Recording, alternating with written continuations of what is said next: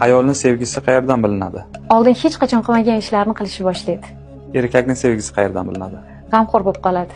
Ayol nimada eng sezgir? E'tiborda, Erkak nimada eng sezgir? hurmatda. Ayol ranjiganda nima qiladi? O'zini shaxsiy chegarasini ko'rsatishni boshlaydi. Erkak ranjiganda nima qiladi? Yo'q bo'lishni boshlaydi. Ayol qachon qizg'anadi? Qachonki ayol qachon qizg'onadi? Erini atrofidagi ayollarning tabiatini bilganda. Erkak qachon qizg'anadi? Doim qizg'onadi shekilli. Ayol uchun munosabatda eng muhim narsa nima?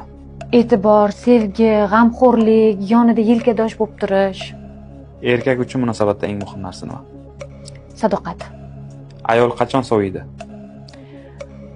Ayol qachon soviydi? O'ziga nisbatan bepisandlikni his qilganda, Erkak qachon soviydi? hurmatsizlik ko'rganda, Ayolni qanday yutish mumkin? mehr bilan, Erkakni qanday yutish mumkin? tushunish bilan, Ayol nimadan qo'rqadi? e'tiborsiz qolishdan, Erkak nimadan qo'rqadi? anaqasini, statusini yo'qotishdan, Ayolni nima xursand qiladi? oddiy narsalar ham xursand qiladi, samimiyat xursand qiladi. Erkakni nima xursand qiladi? Ayolni baxtliligini ko'rish menimcha.